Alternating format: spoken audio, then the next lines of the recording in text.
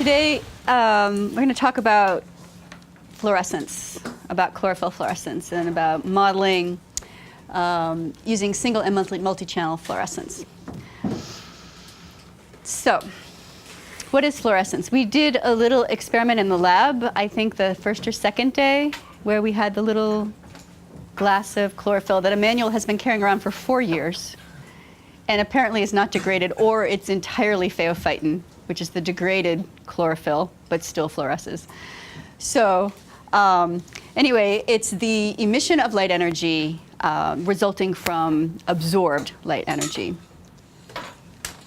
But there's some loss in that process, and so and we'll talk about the electronic and vibrational levels. And so what it means is that the photon that's emitted is at a longer wavelength than the photon that was absorbed. And so in this case, the absorption of blue light by this chlorophyll is resulting in the emission of the red light. I think if we'd been able to turn off the lights when we were doing the play in the lab, we would have seen something more like this, which is pretty spectacular. So this is the chlorophyll molecule, and it's a very complicated molecule. It has a series of chiral rings and a center magnesium atom in center, and then this is called the phytal tail. And this structure here is essentially what roots it into the membrane. And this is the flat part of the molecule that's sort of facing out and is available for light absorption. It's a really interesting molecule, and you maybe already know this, but if you replace this magnesium with an iron, it becomes very, very similar to hemoglobin, which I just find really amazing to think about how closely related we are to phytoplankton or plants. Yeah, so I don't think it's an accident. So this is the absorption spectrum of chlorophyll when it's extracted in some sort of a solvent. It's got a very strong blue peak around 430, which is in the salt, depending what solvent you use, that wavelength will shift. That's sometimes called the Sorey band. And then this red absorption peak, which is in a solvent 662, but in cells is closer to 676. That's called the Q band. So it's this series of conjugated double bonds that sort of create a resonance, so that when it allows for the absorption of visible light and somewhat into the UV range. It sets the amount of energy that molecule can absorb very strongly in the blue. And of course what happens, and we learned this from Darius's lecture last week, that absorption of light energy starts this dipole oscillations across this molecule. And that's what the intensity of that oscillation is what determines the strength of the absorption. And it turns out that as you increase the number of double bonds in a molecule, it increases the wavelength of absorption. And so the photon energy decreases. And I heard somewhere, and I have not been able to confirm this, but that this tetrachiral ring, because it's not symmetric, if you look at sort of this axis, the number of double bonds is different than if you look at this axis. And so the absorption of the red versus the blue energy has to do with whether you're setting up resonance in this direction or in this direction. And I don't know if this is the correct, this one could be red and this one could be blue, but I was thinking more double bonds, more energy. But it allows for this double absorption, this double band. And it's relatively rare in molecules that you actually have two excited states, two electronic states. So here's a Jablonski diagram which shows the energy on the y-axis and the electronic states expressed as differences in energy. And you've probably seen this before, where you can plot the absorption spectrum sideways because the absorption of the red is a lower energy than the absorption to the blue, which is on a shorter wavelength, right? And so what we see is that when the chlorophyll molecule absorbs a blue photon, it's 430. This is the equivalent energy of that blue photon in this Jablonski space. And if it's absorbing a red photon, it's only going to the first excited state, okay? And that's the red absorption peak there. So 2 electronic states for chlorophyll. So if we look at the vibrational states, the allowed vibrational states of the second excited state, you can see there's a number of vibrational levels. The absorption between here and here is slightly larger energy. So we get absorption of a slightly shorter photon, right, with more energy. And that's that peak right there. So that's a vibrational level, a second vibrational level of the second excited state, okay? And you can imagine you can go to the third vibrational level and the fourth. And so if we continue off into the spectrum, we would see these sort of peaks in between, right? But there's less of a likelihood to get to those higher vibrational states. And the other thing to note is that the amount of energy between the ground state and the second level, that energy equivalent is the energy of a light photon of 400 nanometers or 430 nanometers. But the difference between the ground state and the first vibrational state, that difference there is on the order of microns, which is an infrared photon.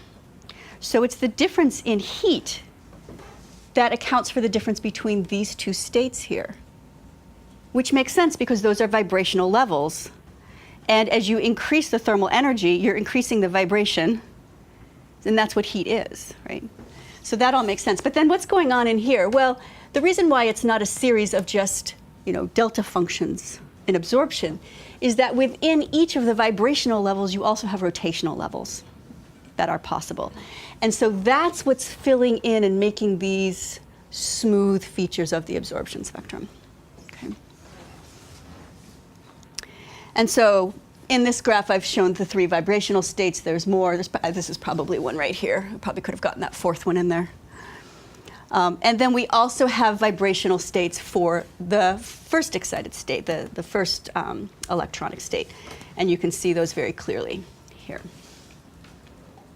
Any questions on that? Okay. So what happens in the molecule is that there's some very rapid decay of energy in the form of heat. And so you can get heat decay from the vibrational levels to the ground state. You can get conversion of heat from the higher order electronic state to the lower electronic state down to the ground level. If the molecule can pass its energy within a cell to different pigments, you can see heat lost for each one of those transfers. But basically, the excited state goes down to this the first energy level here, which is again the equivalent of this red absorption. And then from there are a bunch of different pathways. Oh yes, to those vibrational levels.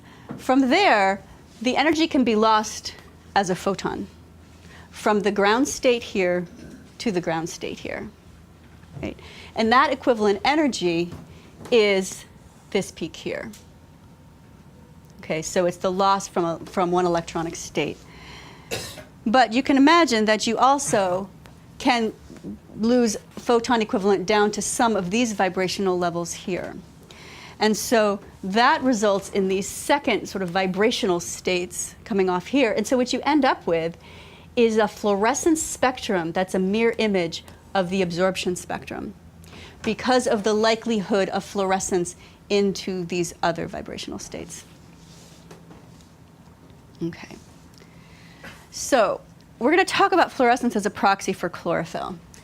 And so if we think about the chlorophyll molecule in vitro, and in vitro means in test tube, which means it's in a solution. It's a very quantitative approach to estimating chlorophyll. You can measure the fluorescence in digital counts as a function of the chlorophyll that's in solution and come up with a very strong relationship, probably get an R² of 1 if you're good at making dilutions, and come up with a very nice way of converting fluorescence in relative units into the chlorophyll. And this is essentially exactly how we calibrate a benchtop fluorometer, like a Turner Designs fluorometer. We know what the concentration is because we have to measure its absorption spectrum in order to get its concentration, but we'll know what this value is and we can calibrate this. So that's all very straightforward.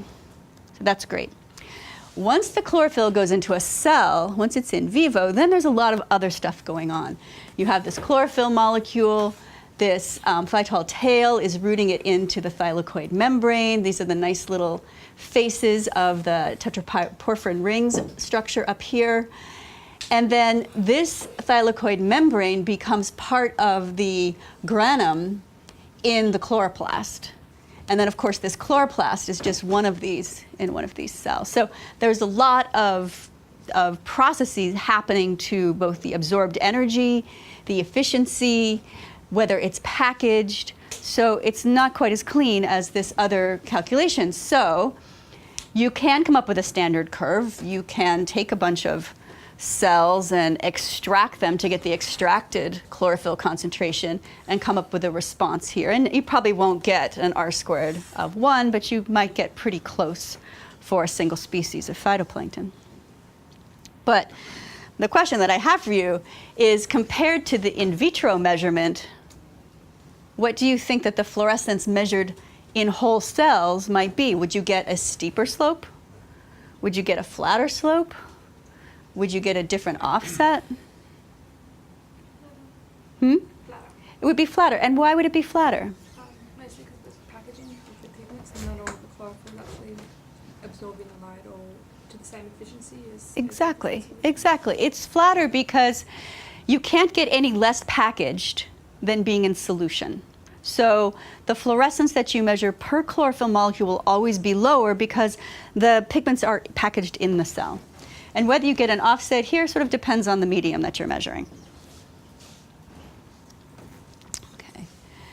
So you do that for one species, but then you've got all these other different species, right? And so, of course, what you'll find is that for each species, they will be differentially packaged, and so you'll have different slopes. And we're going to return to this because it's a major point, but it just means that it becomes more complicated if you're trying to calibrate an in situ fluorometer. Okay. So, question, why is fluorescence a good proxy for phytoplankton biomass? Why are we going to have this lecture at all? Because chlorophyll is unique to phytoplankton. Chlorophyll is unique to phytoplankton. All phytoplankton have chlorophyll, and only phytoplankton have chlorophyll, unless a zooplankton happens to have just eaten a phytoplankton. But essentially, it is unique. So that makes it a good proxy for phytoplankton. Is it a good proxy for chlorophyll? Fluorescence?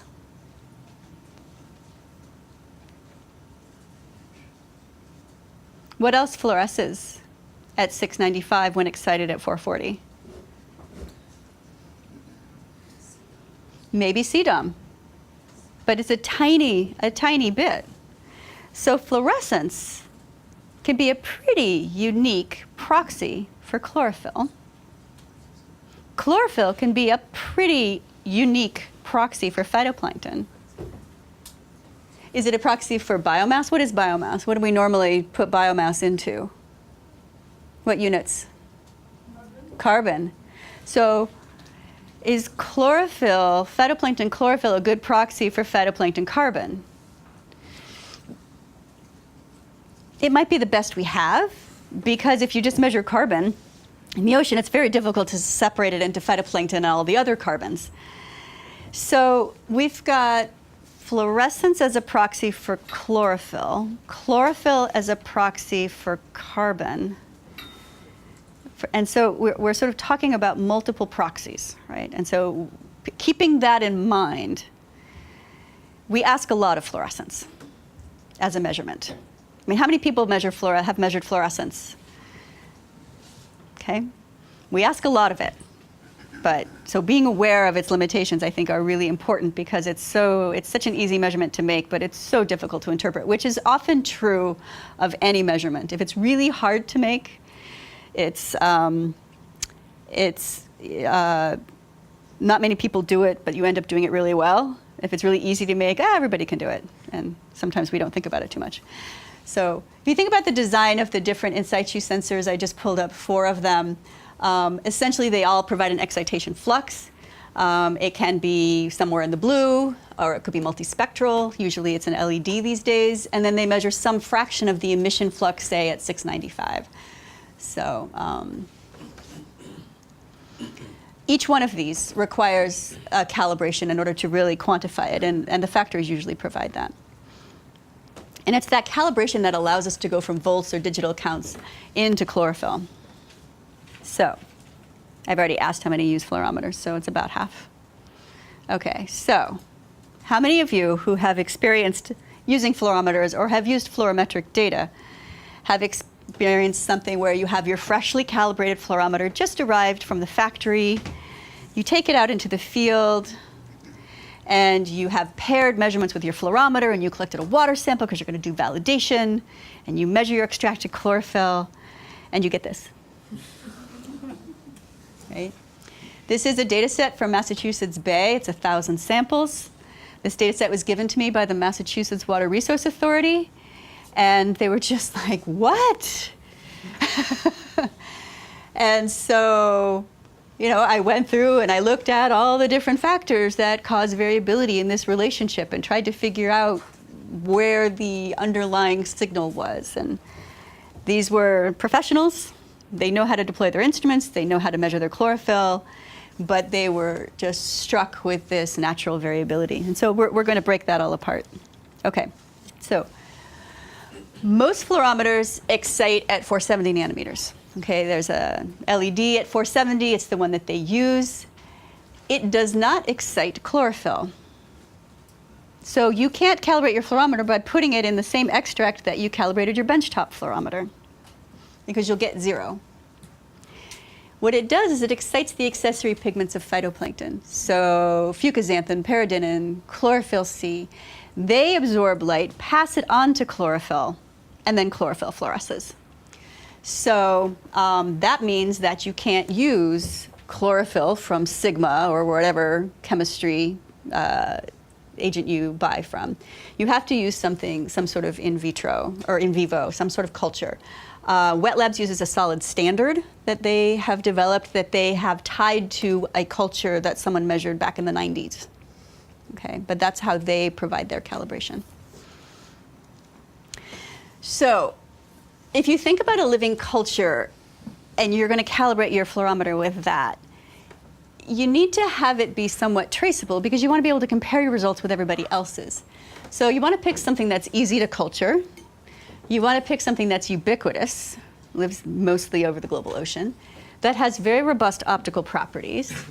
I personally chose a small diatom because you find thalassiostire everywhere.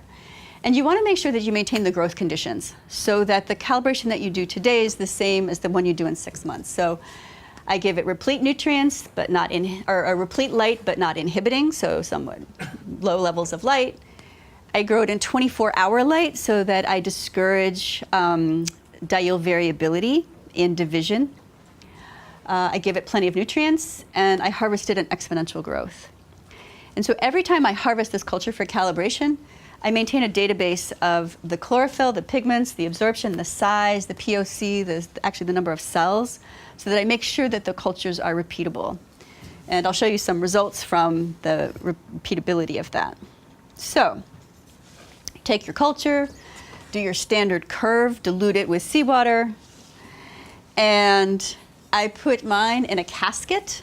This is the name for this black chamber that you can put your sensor into. This is all filled with the culture. It's black on the inside, and it's been designed so that the reflection off the walls does not go into the detector.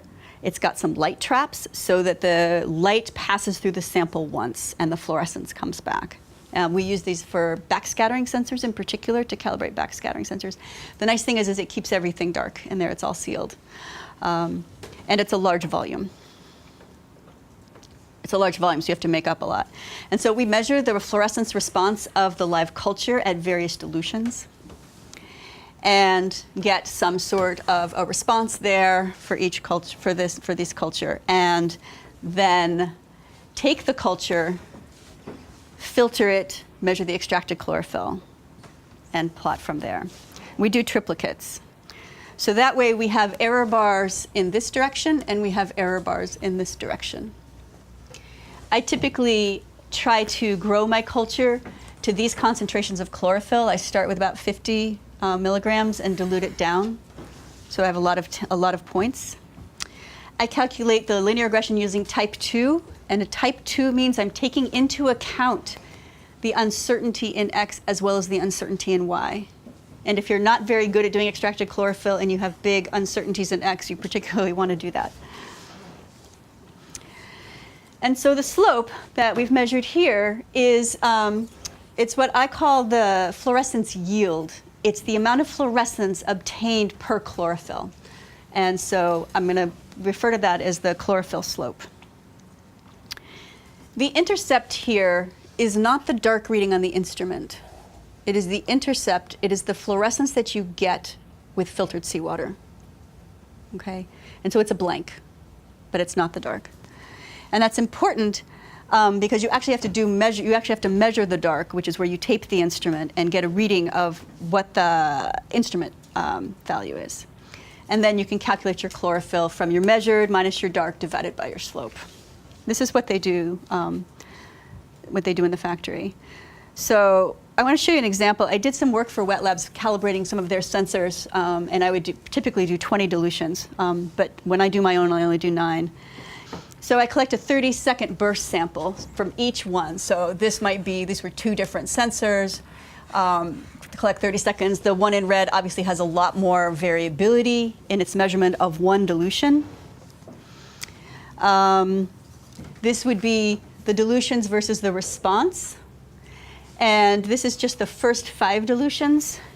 And what you notice is that as you start to increase the number, you start to get larger uncertainties at the higher values. And eventually you hit a point at which the concentration is too high and you've saturated your sensor. And it's really important to know where that is because every sensor is different. It can vary from, let's see, I think the sensors that I looked at, some of them saturated at 30 milligrams per meter cubed. And so if you're a coastal person, that's a problem. And so the way that I evaluate the slope is that I start looking at the first, say, 5 dilutions, and I calculate what the slope would be. And then I add the data sequentially, and I look at how the slope changes as I add the number of data points to my regression. I also calculate the uncertainty in the slope. And I also calculate the weighted correlation. And so how do I decide which value to use? When do I call it quits? Do I call it quits here or here or here or here? I look for the combination of a slope that has been constant before and after that point, a low uncertainty in the slope, and the high correlation. And so that's how I arrive at the best statistics, yeah. What's the correlation? So can you repeat that? So the correlation is, basically if I include this point, it doesn't significantly change my slope.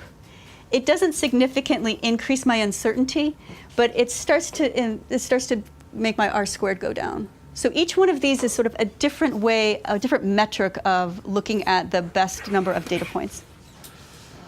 And so then that also tells me where my saturation starts to occur. Okay, so all of this is sensor uncertainty, and you just really need to do it once for your sensor. The dark reading, you can take it in air, an air reading. I often just turn the lights off and just shine it just to see what an air reading is. You can tape the face and do it in water. And it's pretty important if you're configuring it, say, on a float or on a profiling system, that you measure it actually as you have it deployed. And this is where it shows up. And again, it's not the intercept. Okay. So there are a couple things to consider, and they're details, but they're details that can add up to problems in your calibration. And one of them is the diluent for the dilution series can make a big difference. So you grow your culture just like what we did in the lab with the AC9. you didn't measure the filtered seawater as your blank. You measured the filtered culture. And if you don't, I did a simulation where if you dilute with something that's cleaner than your medium, something that's dirtier than your medium, you can actually change your slope by a few percent. And depending upon how tight you want your quantum yield, your calibration slope to be, it can make a big difference. So make sure that you use the right blank for diluting your culture. One of the other things that we have is that your cultures are alive. You've been growing them in the lab, you've been giving them all these nice environments, and then you bring them into the dark. And if you measure their fluorescence over time, you'll notice that the fluorescence will start to increase with time as they become dark adapted. Okay? So the dark adapted ones will get constant fluorescence over time. The problem comes if you made your first measurement right when you got into the lab, and then you diluted it, and you made your second measurement, your third. Your fluorescence is increasing over time. And so you, in fact, end up getting, this would be your first, your fluorescence would be lower than it should have. And so it can change your slope by more than 10%. So it probably goes without saying, but make sure your culture acclimates.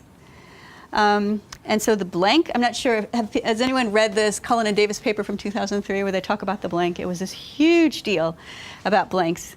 And it actually, I think people are kind of more onto it now. It corrects for the environmental signal contamination, and it's really important. So one environmental parameter is temperature. So some fluorometers have a very strong temperature dependence, where the actual blank or dark reading varies as a function of temperature. And so you have to come up with a calibration or a correction factor if you're measuring at 10 degrees and your dark reading was taken at 25 degrees. The reason why this is a problem is that you take a calibration from the lab, you put it in the field, it's the end of the season, it's cold, your blank is much lower, and then it turns out your chlorophyll is probably also pretty low at the end of the season. So you're often confounded with a blank that's changing by 10% at a time when your chlorophyll, resolving your chlorophyll, you're resolving very small numbers anyway, so you can end up with very big errors. The other one is CDOM, and this is what Marie was just alluding to, is that it turns out that CDOM fluorescence contaminates a fluorescence. You can take filtered seawater that has no phytoplankton in it, put in a chlorophyll fluorometer, and you'll get some readings. And it's just the tail end of the fluorescence which amplifies. And so if you know you have CDOM, collect a measurement and collect some filtrate, and just do a calibration for your particular fluorometer. I try to pair my fluorometers with a CDOM fluorometer so that I can constantly apply a correction within using my CDOM fluorometer to estimate the blank that I need to remove from my equation.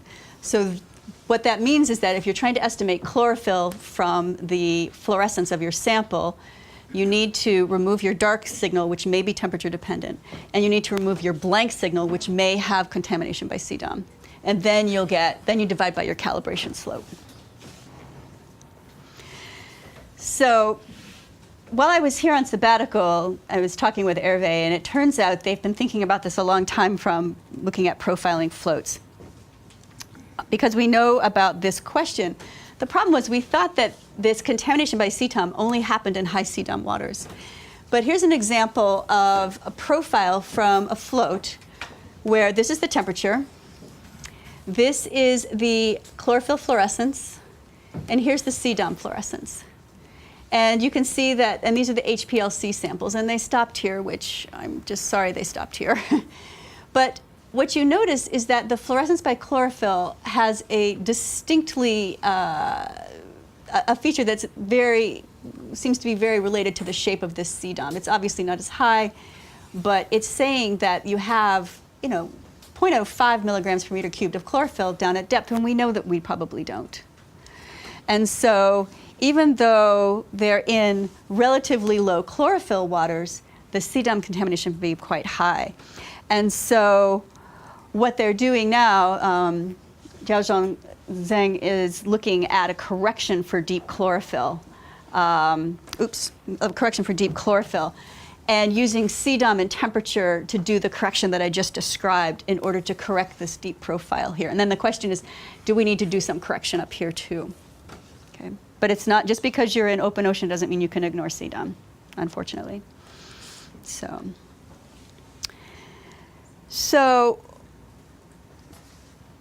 understanding the uncertainty in your sensors and the blanks and the darks and the response is really critical, because when you make some observations today, you really want to ensure that they're quantitative, right? You really want to make sure that you can convert to get actual milligrams chlorophyll per meter cubed. You want to trace it so that when you make measurements tomorrow, you can interpret the two, right? If you have another sensor, you want to have sensors side by side that give you the same answer, so that when you put them in two different places, you can interpret the differences between them as actual differences and not sensor differences. And you want to trace them to your colleagues. If I have a fluorometer and David has a fluorometer and I'm in the Gulf of Maine and he's at Boussole, we would like to be able to say something about the variability that we see, so we have to make sure that our sensors are giving us the same answer. And that's the only way that we're going to get climate quality data records. So just like what the satellites have to do to get climate quality, we really need to do this with all of our fluorometers. And so, so following a protocol seems important. So I put most of my fluorometers on moorings, and I have a little protocol that I go through. And I'm just going to show you briefly what it is. I get them back from the factory whenever I send them in. And then in the laboratory, I do a dark reading, I do a pure water cal, I do some characterization, and I do a culture calibration. Then I deploy them. And I take a dark reading right before I deploy, just to make sure that riding on the truck with the mooring hasn't changed the sensor. When I recover them, I immediately take a pure water reading with the sensor dirty. Then I clean it, and I take another reading. And then I bring it back to the lab, and I do another little cal just to make sure. And of course, I take a dark reading once it's cleaned. And so it allows me to quantify the drift. It allows me to assess whether I have a configuration problem. I can assess biofouling, and I can see whether my response function has changed at all over the deployment. And so this would be, say, my pre-deployment calibration value. This would be my post-recovery. And then I cleaned it. And I can assess biofouling, and I can assess drift here. So you're estimating biofouling as a linear trend? Just, well, for the first estimate, right?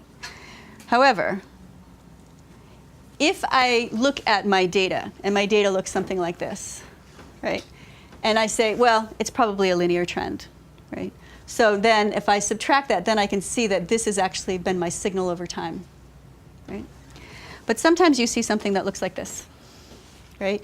Everything's going along and then poof, it looks like this. And then it kind of flattens out. Well, then you know that between here and here wasn't linear, and you're just going to make the assumption that it was a step function. So now you subtract your baseline from here, then you subtract your baseline from here, and you will recover your unbiofouled. More often than not, what happens is it scoops way up like this and then flattens out. But at least you can make that assessment. Okay. So this is the recovery of one of our moorings. And it's just, yeah. So here's the, and here's the little fluorometer. Right? And so it's a mess. The windows are cleaner than what's around the windows. And, but it's quite nasty. So here's the time series from this particular mooring, and every color is a different deployment. And this is the raw time series. So you can see it's quite messy. But thank goodness for copper. We actually tape copper around everything that we can, because if, in this case, it looked like somebody didn't tape it to here, because then we wouldn't have this growing in front of it. So here's a match from this deployment to this deployment, and what's crazy is that after I did the pure water correction, they matched perfectly. This is from this deployment to this deployment, and you can see here's the biofouling, and then this is the redeployment. So Can I recover this data? I'm not sure. I think there's just too much, because the noise here is probably those fronds just flapping in front, right? When you get very big noise like this. This one's a little trickier because this one, it came back down. And so it makes me think that something was on there and then got sloughed away, which can happen. So I may not recover this, but I do feel very good about these matching at the very end. So, but after you go through quality control, you end up with a very nice time series that looks something like this. So, okay, questions on that part? Anything about sensors? Yeah. When you said you do the pure water, what do you mean pure water? So I do a pure water cal before I go. No, but I mean, what do you mean by pure water? Oh, Yes, it's a millicue. Yeah, just something that I can trace. It's really just a relative reading. Yeah. But I don't want to do air because of the change in the index of refraction. Yeah. Okay. So, my question for you. Why do fluorometers use a 470 LED rather than a 440 LED? More CDOM. What? CDOM. CDOM. So CDOM will be stimulated more. Its fluorescence will be higher. What else? You capture broader range of taxa. You can actually stimulate accessory pigments rather than just chlorophyll, so maybe you can get some, distinguish something. Mm-hmm. I was hoping Mike would be here. The reason is they're cheaper. They're cheaper, and if you buy a batch of 100, more of the 470 will be good than the 440. The 440 are just not as reliable. So yes, you're doing better with CDOM. Yes, you're capturing a lot of variability due to different pigments, but if you're just trying to get a chlorophyll value, the fact that you're actually stimulating a part of the spectrum that's different about phytoplankton is going to actually increase your variability. So that may not be a pro. So anyway, okay. So validation. So we've done a really good job calibrating our sensor. We know it's sensor uncertainty. We have an assessment of the variability. We've done our own culture. So does this mean that the calibrated value is going to match the validation data? No. No, we still get a lot of this variability. In fact, I would say, and I don't have it graphed on here, but maybe just a little tiny bit of reduction in this variability. Important, but it doesn't change that validation. And so now I want to look at some of the natural sources of variability, because we've taken into account what's going on with our sensor. The largest source of variability in this fluorescence quantum yield, this fluorescence yield for, not quantum yield, fluorescence yield for chlorophyll is non-photochemical quenching, or NPQ. How many people have heard of NPQ? Okay. So this is not a new idea. This is a graph from Falkowski and Raven, but I think the data is from Collin, John Collin. And what you see here is that they did a time series, and they collected a chlorophyll profile from 6 depths in the water column over 60 meters. And they measured the chlorophyll at 8 in the morning, and they measured the chlorophyll at 12. And this is taking a sample, filtering it, extracting it, and measuring its fluorescence. This is the actual chlorophyll. And you see that it's constant relatively over the day. But when you measure the fluorescence matches pretty well at 8 o'clock, but by noon, there is reduction in fluorescence at the surface, even though there's no reduction in chlorophyll. And the problem is that we have what's called non-photochemical quenching. Photochemical quenching is when light is absorbed, and instead of being fluoresced, it goes to photosynthesis. This is non-photochemical quenching, which means that the fluorescence is damped under high light. Part of it is that there's some damage to the photosystem, and it just can't re-emit light. It's recoverable. If you blast the cells for too long, you can actually do permanent damage to the photosystems. But this is a phenomenon that occurs when light is high. Yeah. Can you just switch off the photosystem? You could add DCMU, yes, to your sample. But if you're on a mooring, or you can dark adapt. If you dark adapt your sample for 20 minutes, you can bring the fluorescence back. So, but these are things to think about. If you're in a flow-through system, maybe you can have a very long pipe so that it takes 20 minutes to get to your flow-through system. On a mooring, you could capture a water sample and hold it before you take the reading. But there are things, it makes it much more difficult to recover. Or you can measure at night. So this is what a time series on the mooring, this is about a week. So here's fluorescence, and here is PAR. This is from somewhere in the Gulf of Maine. And you can see that the reduction in fluorescence is huge, right? Not to be messed with. Interestingly, I had an AC9 on the same mooring. And if I looked at the absorption by the red peak, and you can calculate a chlorophyll from that. And I found that there was absolutely no change in chlorophyll over time, which we would expect, but again, the fluorescence. So now if I took the ratio of the chlorophyll due to fluorescence versus the chlorophyll calculated from absorption, and I scaled the maximum values to 1, or the sort of the overall average value to 1, and plotted it as a function of light, you see this very nice curve, right? So this is relatively constant, then there's a really steep decrease, and then you sort of get to this maximum amount of inhibition. And interestingly, the light at which you start to get quenching is really closely related to the half saturation constant for primary production, EK. So in fact, by having a fluorometer and an absorption meter, you can start to do primary production modeling. Because once you know EK, you're getting partway through the modeling of the parameters for the photosynthesis curve. So if you had a radiometer, a fluorometer, and an AC9, you can begin to get all of the parameters necessary to model production, except for maybe Pmax.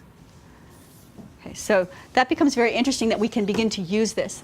And it turns out that, and I've talked with Hervé about this a lot, looking at the levels at which the inhibition starts or the quenching starts, and we're all right around the same values. It's a little bit less than 100 is when you start to see this quenching occur. And so you just sort of know whenever your light gets to be there, you have to start throwing that data away. So, all right, so let's say that we've corrected for the NPQ. And now we're going to look at our fluorescence, calibrated chlorophyll versus chlorophyll from in situ, from HPLC. Is it going to match? No, it still doesn't match. And so here's some example of some data where I'm defining, we're calling it a slope factor, but basically it's the chlorophyll that you estimate from the calibration versus the chlorophyll that you estimate from your validation or your HPLC samples. These are the differences in slope factor for various regions of the ocean. And SOCOM is in the Southern Ocean. Here's the subpolar North Atlantic. Here's other regions of the Southern Ocean, some data from the Arabian Sea, the Mediterranean, the Iceland Basin, all these different, here's other parts of the Arctic. This is the upwelling zone for the Arabian Sea. And you can see that if the HPLC matched the factory calibration, we would have a ratio of 1. And so what do you see?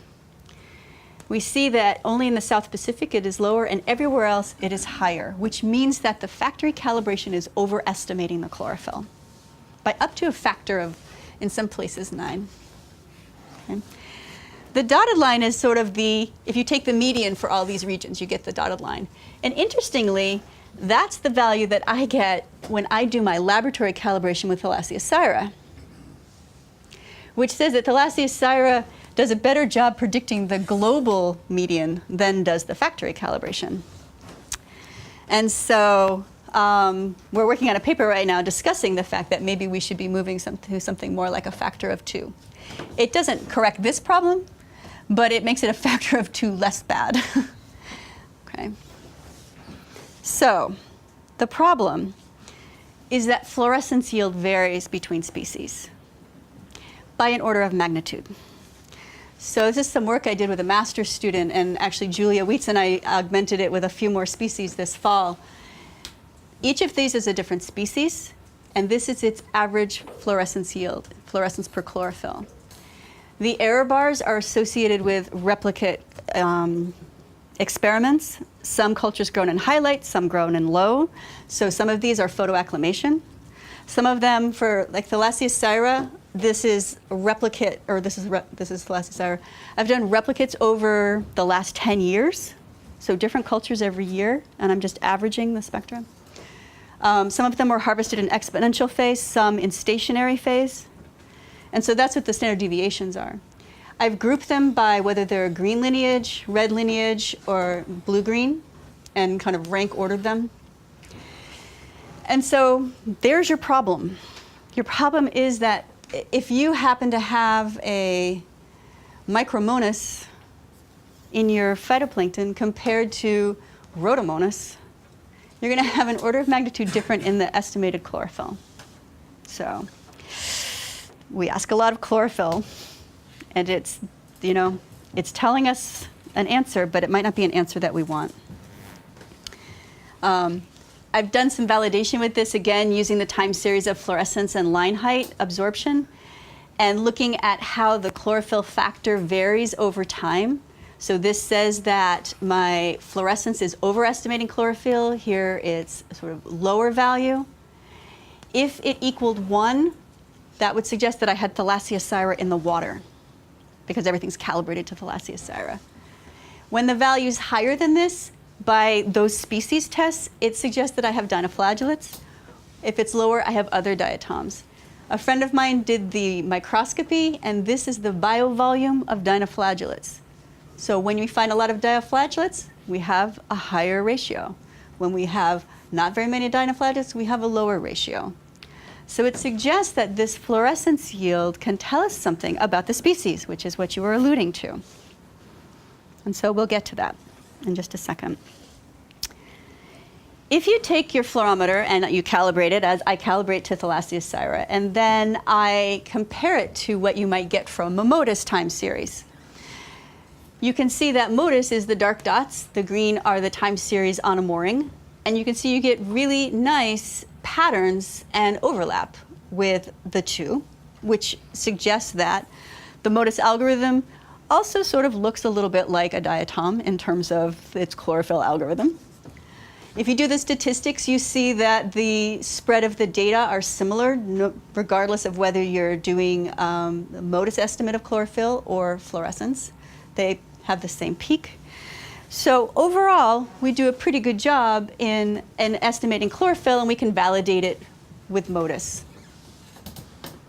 But that doesn't mean it's true everywhere. So we've done a lot of work for our fluorometer. You guys have just listened to a lot of work. And I want to give you a nice little story, just a couple of slides, about what you can do if you do have these very long time series of fluorescence and you have taken good care about between deployments. So it's a little story from the Gulf of Maine. This canonical spring bloom that we see, it's like the North Atlantic spring bloom, was first noted by Henry Bigelow in the 20s. And if you've not read anything by Bigelow, you should. He's got some really interesting and profound things to say. So the first one is, and he said this in a science paper in 1930, the concept of oceanography as a mother science. I love that, as a mother science. Everyone thinks of biology and chemistry as mother scientists, but oceanography as a mother science, the branches of which, though necessarily attacked by different disciplines, are intertwined too closely to be torn apart. Right? We know this is true. Every ocean biologist should, therefore, be grounded in the principles of geophysics and geochemistry, and every chemical or physical oceanographer in some of the ocean aspects of biology. You can't just be a biological oceanographer or a physical oceanographer, right? And so I would say that by our training, optical oceanographers are naturally trained in all of these because we need to understand them in order to explain what we measure. The other thing he said, perhaps no phenomenon in the natural economy of the Gulf of Maine so arrests the attention, and certainly none is so spectacular, as the sudden appearance of enormous numbers of diatoms in early spring, and their equally sudden disappearance from most of its area after a brief flowering period. It's like poetry. But I'm struck with the equally sudden disappearance from most of its area after a brief flowering period, because when we look at ocean color, this area is always high chlorophyll, right? And so it appears that when you look with remote sensing analyses, and there have been some really nice papers looking at seasonal cycles of chlorophyll through ocean color, there's always excess chlorophyll in these regions along the coast, which we know are impacted by rivers. And so I wonder if we have somewhat of a biased view of coastal blooms by looking at them, and sort of how far offshore do we see that. So in 2001, I worked with a physical oceanographer at University of Maine to deploy a series of moorings in the Gulf of Maine. And he labeled them with letters instead of interesting names. But on each of these buoys, I put a fluorometer that measured fluorescence every hour. And so after about a decade, and I haven't shown you the most recent data, this is what we have.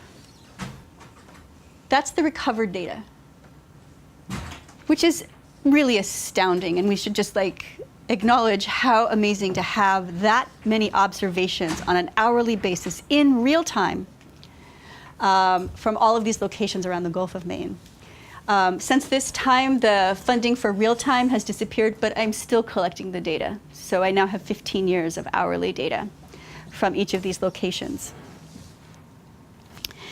And so the first few years, I was able to collect enough data to begin to characterize the seasonal cycle for each of these sites. And what you find is that the spring blooms tend to, and so I've oriented these from B, E, I, or B, E, M, and I, B, M, E, and I, because M is latitudinally between these. And you can see that the spring bloom propagates from south to north, and the fall bloom propagates from north to south. And it's just following stratification, and there's some really interesting, you can actually look at actual correlation between stratification indices. But, of course, the chlorophyll disappears after both. So chlorophyll gets very low here and gets very low here, which is unlike the ocean color. So in 2005, things really fundamentally changed in the Gulf of Maine. We had the rain event of the century in 2005. It never stopped. It was so intense rain. There was so much water coming in all the rivers. There were floods everywhere. 2006, it was just like 2005. It rained all summer. It was this series of events of rain that we had not seen in the preceding 4 years. And so I started looking at the seasonal cycles after that event. And we didn't see much of change in the fall bloom, but these really significant hydrologic patterns led to the near simultaneous blooming throughout the entire Gulf. So instead of having the bloom propagate following temperature stratification, it was instantaneous over the whole Gulf. And it turns out it's because the fresh waters coming out of the rivers impacted these coastal zones and stratified the water. And phytoplankton don't care what stratifies the water. They just need to be held up to the light, and they bloom. And so for particularly this area here, this bloom was months early, which is very sad for the zooplankton that are sort of timed for a later bloom. And so it allowed me to do some things like calculate growth rates. So you can calculate a specific growth rate from this time series. I computed it for every event, every spring bloom event for all the moorings over time. And you can see that this is the specific growth rate as a function of the date on which it was onset. And what you see is that these blooms that are happening earlier are happening slower. Their growth rates are slower than if they're happening later in the year. And the reasons we think are lower light. The waters are significantly colder. And if you look at one mooring, if you just look at the data from one mooring, it perfectly fits the growth curve as a function of temperature that Epley published in 1972. And so there's a lot of implications for this. There's also mismatching with the grazers with these earlier blooms.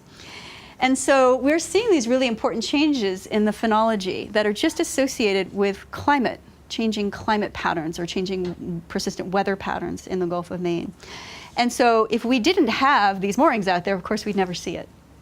And if we didn't have very good calibration of our data set, we would never be able to resolve it. And so I think there's a number of us in the room that have these long-term data sets that we're able to really look at these nice changes. But the only way that we can do it is by sitting in the lab, by measuring your darks, and doing all the mundane things, which are actually pretty critical, and having validation.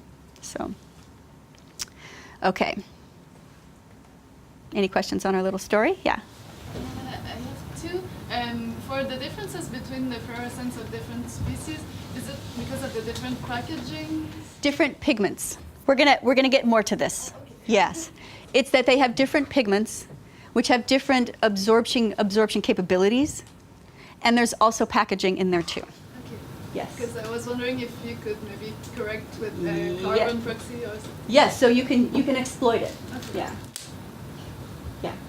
In your 10 slides or so back, after you'd been talking about all the complexities of how to calibrate the fluorometers and, you know, what if it's one species and you use Thalassia Syra, et cetera, you get a factor of 10 difference. Are there published protocols for the people that do this that spells all of this out and says, here's what you really need to do, you know, step by step, and how you did your pre-deployment, during the deployment, post-deployment, you need to do all this, and you really have to pin that down. Is that So really Emmanuel and I published a paper for the HabWatch volume where we talked about, we do that for the AC9. And we talked about the pre and the post and the deployment and then how you correct. I now do it for all my sensors. It's a little bit in a paper that I wrote with Andrew Barnard in 2013, which talks about absorption line height. But maybe one place, maybe we should just put it on the webbook. Because, see, I'm thinking there's a lot of people out there like me that, I send my money to wet labs, I get a fluorometer, I stick it in the water, and numbers come out, and I'm fat, dumb, and happy because I didn't know all this stuff. And so, And now I've ruined your world. yeah, right. And now I realize all the data I took are really not trustworthy. Yeah. So, The most important thing is the non-photochemical quenching. It is the biggest source of error. And then after that, it's the calibration. yeah. Yeah. So some of the natural variability is the most important, and some of it is the sensor variability. One of the things that Wet Labs does amazingly well, and why I continue to buy their sensors, is that if you buy 10 of them and you put them in the same water, you'll get exactly the same reading, which is really critical if you're going to deploy them. So you put them out on floats, and you know that if you're going to get 10 digital counts on this one, you'll get 10 digital counts on that. And that is huge. And that's only happened like relatively recently. But since the BioArgo program, I mean, they are rock solid. When you get them, your calibration is always the same. It's 0.0102 because they have set the gains on every instrument to match. And that is huge. So you have a gold standard.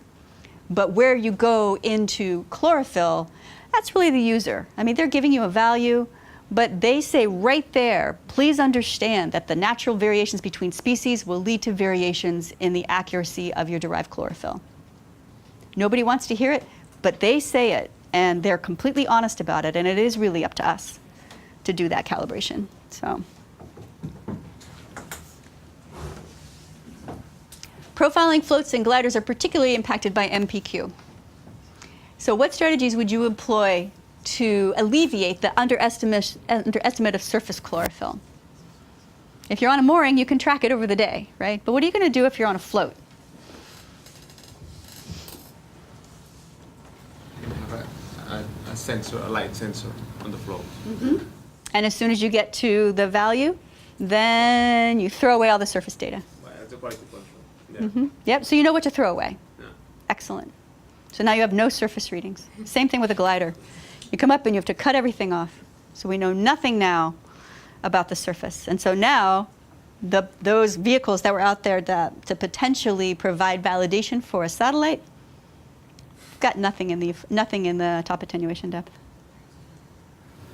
But your non-photochemical quenching is related to light, so maybe you can correct it in terms of the light you're having. And then validate it. So then you have to be out there and get a sample. And that is what people are doing, and they have some validation. There's some simple things. Profile at night. Profile at night, Hervé. Where's Hervé? Profile at night, at least once in a while. And the same thing with the gliders, is try to come up at night. And then at least you can start to validate some of your corrections. But it's like the simplest thing to do. Okay, so now we're going to talk about the multi-excitation fluorometers. Where am I here? Okay, perfect. Okay. Using multi-excitation fluorescence is not new. Charlie Yench and Dave Finney talked about it in '85 and said, well, the absorption varies, so the fluorescence will vary. You know, all these different papers. This is not new. What is new is that we're actually able to get some multi-channel fluorometers in the last few years, and that's what makes it so that we can do it in situ. And really, it's just based on probing. So this particular sensor has 440, 470, and 532. So you're probing different parts of the absorption spectrum, and the fluorescence you get will be proportional to the absorption. So it allows us to do some sort of taxonomic, assess some differences based upon pigments. And so I call them pigment-based PFTs. So if two phytoplankton of different species have the same pigments, you can't distinguish them. Or if their pigments absorb the same, you can't distinguish them. So it's a pigment-based PFT. And I'm going to show you some results from what's called a 3x1M that I had them make out of a typical triplet sensor. Instead of doing CDOM, fluorescence, and backscattering, I said just give me one detector and 3 excitations. And so I'm still working with the first one that, actually the first one that I have is on Boussole. The first one they made for me is on Boussole right now. So it's a great little sensor. Oh, and what's really nice is that it's one detector. So you don't have to intercalibrate. If you have 3 detectors, right? Okay. So I'm going to give you a little quiz. Say we're out there and we have phytoplankton, 2 different phytoplankton, or same phytoplankton at different concentrations. We have this one, and we have this one. And we excite these 2 different areas with fluorescence at 440, and we'll say that it's the same intensity of excitation. What is the fluorescence that I'm going to get on this one relative to this one?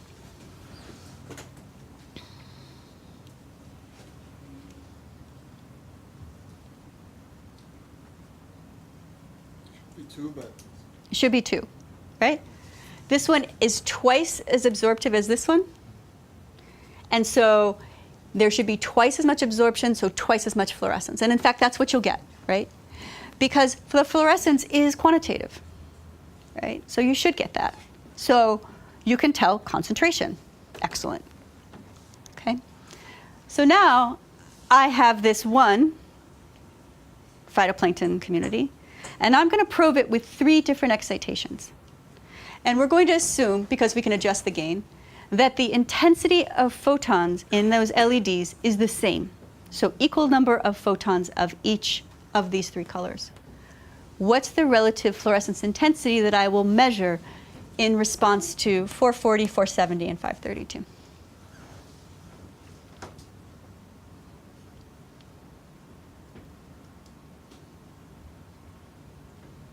Will I get more fluorescence from this or from this? More fluorescence from here. As long as the absorption is due to photosynthetic pigments. If there's non-photosynthetic pigments in there, then you're only seeing the photosynthetic ones. And I'll get a lot less from this one, right? So I'll get a big fluorescence, a little bit less fluorescence, and a half as much fluorescence, okay? All right, so it will look something like this in terms of the intensity, and maybe the fluorescence of this one is about twice as much as the fluorescence from here, right? Because it's about twice the absorption. Okay. Okay, now, ooh, it's hard to see this. Now I have 2 different species, this one and this one. Turns out they're probably about the same concentration of chlorophyll in my 2 communities. So, which one's going to give me the most fluorescence? Species 1. What about under the 470? Probably get the same. And then a lot more from this one than this one. This is how you exploit the multi-channel fluorescence. You look at the ratios between these, and you'll see that they're the same here, but this one's very steep and this one's flat.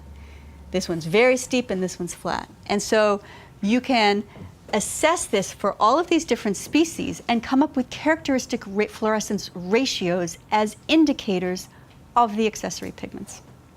That's the whole basis for the approach.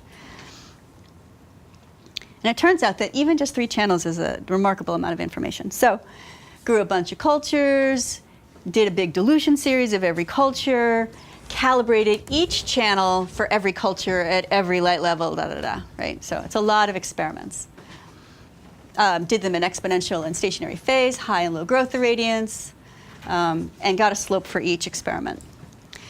So this is what my student Chris Proctor did. So these are all the different species, whether they were high light, low light, whether they were in stationary phase or exponential phase. And that's the slope, the fluorescence per chlorophyll for 435, 470, and 532. They're all in the same order down here, but I rank ordered them within each group according to 435. So you'll see this one's a little bit lower, but that's because it was a little bit higher up here. So there's nothing magic in the sorting. So then you could take the ratio of 532 to 435 and figure out what that value is. And so now it's grouped by including all of the interspecies variability. So this is just Cattosaurus. This is just the Lasiosira. And so you can see for just 532 to 440, these are pretty indistinguishable. They all have pretty much the same. But this one's very different. And the cyanobacteria are hugely different. And the green algae are hugely different. And plus, we have another ratio. We have the 470 to 440. By normalizing to the 440, we're essentially normalizing out chlorophyll. So let's take this, armed with this information, and put it in the ocean and see what happens. We went to the Arabian Sea with my colleagues Joachim Goes and Helga Gomes. The Arabian Sea is really interesting because there appears to be a very significant change in the community structure. In the late 90s, people started noticing the appearance of this phytoplankton, Noctiluca, which is quite huge. And here's a vial of it, or a beaker of it. You can see it. It's big. It has photosynthetic symbionts that are green pigmented. It also eats diatoms.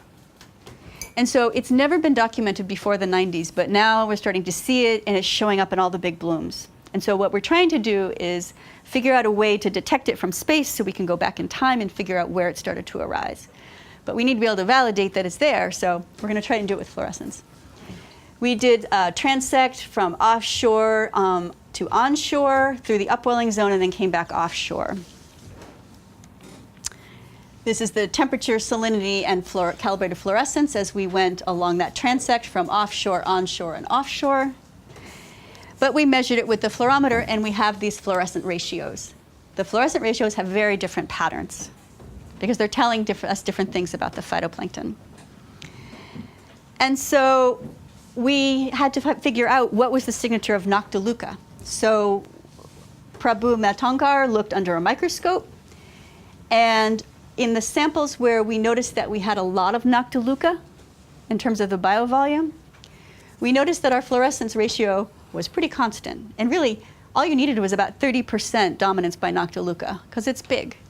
And so we could identify a fluorescence ratio associated with Noctiluca. And we did the same thing for the other ratio. We also noticed that when we had Noctiluca, we had a lot of chlorophyll B. And so that was a good indicator. There's something else that has chlorophyll B, but it wasn't Noctiluca. And so that probably accounts for all of this variability here. Yeah. Can you repeat, how did you get the percentage of Noctiluca? They looked under the microscope, they counted all the cells, and then this might have just been numerically. And so when you put it into biomass, Noctiluca might numerically only be 30%, but it's probably like 100% in terms of biomass. Yeah. So we did that for all the places where we had water samples that were only Noctiluca or 90% diatom, 90% dinoflagellate, and we came up with some ratios. And we plotted them in ratio space with their uncertainties. And you can see that they separate very nicely in ratio space. So this is diatoms, Noctiluca, and dinoflagellates. And then we plotted the data, the in situ data from the surface, and we found that the data clustered in these three areas, which suggested that we're probably seeing dominance by one of these groups at each of those locations. And if you plot all the data, which allows you to go deep into the water, you see sort of trends going this way, which might indicate some level of photoacclimation at depth because you would get more pigments absorbing, the accessory pigments absorbing in the green relative to chlorophyll, more accessory pigments at 532. So you would imagine that your ratios would go up in either direction as you went to lower and lower light, which is in fact what we see with these clusters of data.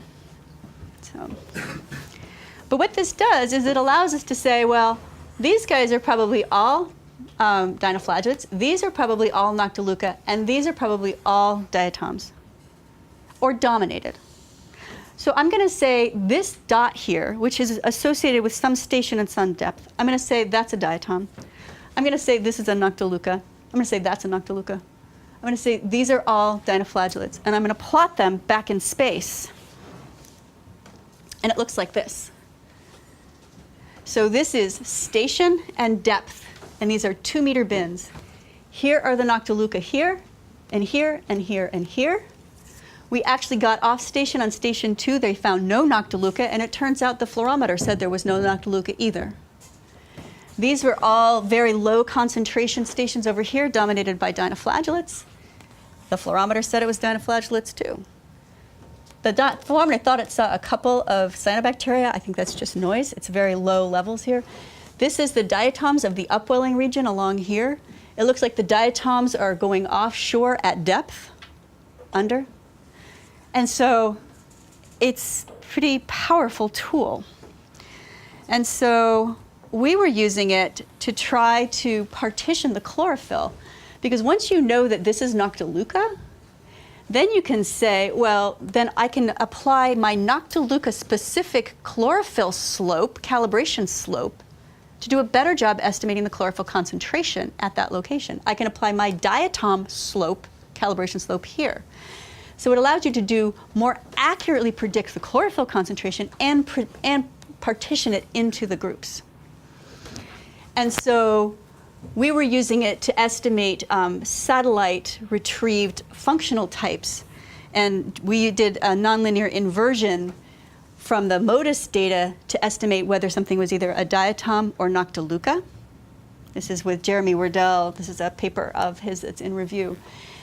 And so this is the chlorophyll for the region. Where you see the red dots is where it retrieved Noctiluca. And what's interesting is that the Noctiluca appears to be at the edges of the diatom bloom. And when we looked at the Noctiluca under the microscope, they were eating the diatoms. So it's almost like it's at the edge working its way in on the diatom blooms. So it's very interesting, but we were actually able to validate this with this in situ. So this becomes a very powerful tool for PFT validation, of which we are woefully lacking. And it's just a fluorometer. Yeah. Why, I mean, how the mixing works? Why they are not mixed? Oh, they are. Oh, they are. Well, there's populations that are mixed. So this is just the distribution. You have to time this to the concentration, to the chlorophyll to get the concentration. And they're mixed. But what it's saying is that if you had to pick one that dominates the signature, it's going to be Noctiluca. Are there diatoms in here? Probably. Are there Noctiluca here? Probably. There's some mixing in here. But there's a point at which you switch from dominance and feature of one to the other. And you don't know where you are in that mixing scheme. So it can't do everything. Yeah. Another question, yeah. You said that Noctiluca has endosymbionts? Yes. They're unique. They only live in Noctiluca. They're a pelagophyte. These pelagophyte, and they're green pigmented, which is unusual for this group. Does the concentration of these endosymbionts change per cell? Probably, and sometimes they throw them out. But they're big and they're packaged. But they're also big, and the endosymbionts can be on the outside or they can come to the center. It depends. Noctiluca is a very strange. Yeah. So when you consider chlorophyll in Noctiluca, then do you account for this? They're photosynthesizing. They're contributing to carbon capture. But can you measure this change in the symbionts, the concentration? People have been looking at the changing symbionts. They've been looking at the changes in the oxygen production. Noctiluca really likes low oxygen waters, and so when you get a lot of mixing of the low oxygen down at 100 meters, and it comes up, Noctiluca loves it, and it seems to be blooming under those conditions. And so as things are changing in the Arabian Sea and you're getting a lot more blooms and a lot of sinking, a lot of more low oxygen, it's like this big feedback loop. So, okay. I wanted to just show David This is from Boussole. Yay! So in December, we deployed one of these sensors on Boussole. We're in a kind of funny position right now where we deploy it for a month and then they recover it, but we have to wait for the next month to deploy it. So I have like 3 seasons. So I have December, January, I have March, April, and then this is, I think, June. Sorry, I was just at the last minute. I just processed this last night. So this is June.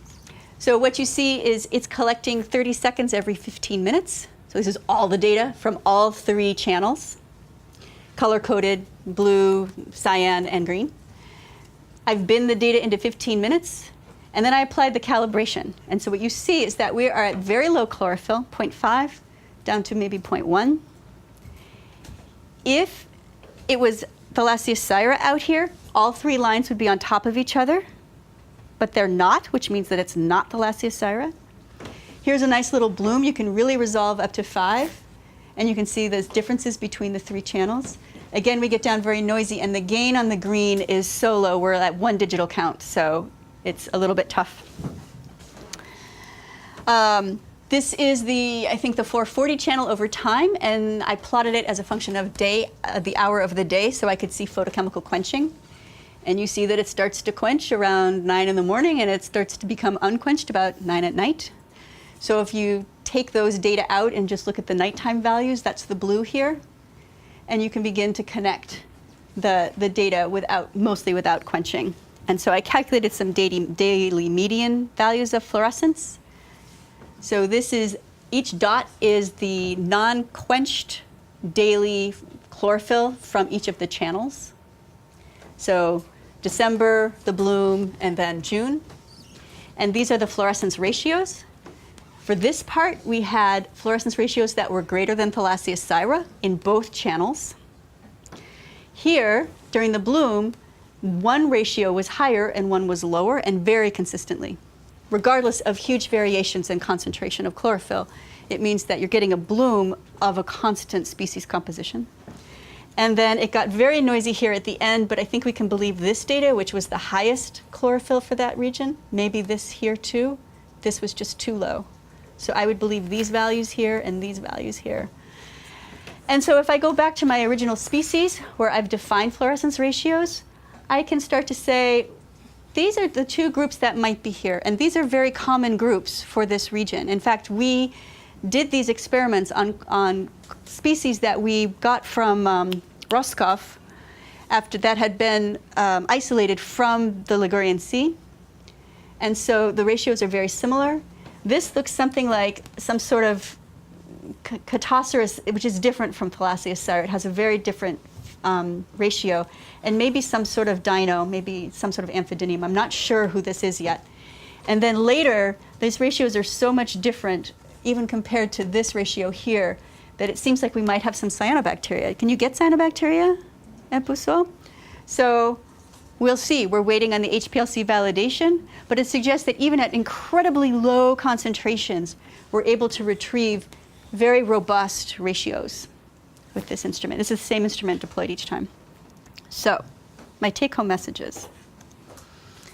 Fluorescence contains so much information. It contains information about species, about physiology, about packaging. But that said, because it varies with all of those things, it also means it's very variable, and having to interpret it can be really difficult. You can't just interpret a value. They have huge advantage because they're generally pretty cheap. They can be very small. You saw the little tiny pucks that they put on the gliders and on floats. They're relatively low power compared to, say, AC meters and even radiometers. And if you marry them, they will be faithful. You can deconvolve the signatures and you can get a vast amount of information, but you just have to do the really hard work on the front end. And it's really, really critical to validate. You need to validate your chlorophyll. You need to validate your pigments with HPLC. And you need to validate your taxonomy so that you can interpret your signal, but you would need to do that anyway. So, any questions? Okay. validation. It's the big gap. And so we have a range of options for validating what we can detect from space. And you'll be talking with, I think Julia is tomorrow? Yes, so Julia has given you papers on detecting PFTs from space. And there's 3 different broad approaches. She's given you some papers that are relatively novel, new in their approaches. But the validation is the critical part. And so the question is, how are we validating PFTs? I mean, all of these require some sort of estimate of pigment composition or taxonomy. And how are we going to do that? There's an instrument called an integrating flow cytobot developed by Hadi Sasek, which actually images every particle greater than 10 microns. And so you can count species. So if I gave you a list of, here are the species of diatoms, how did your model work? How are you going to go from a count, a cell count, to a satellite-derived PFT, which is really measuring absorption?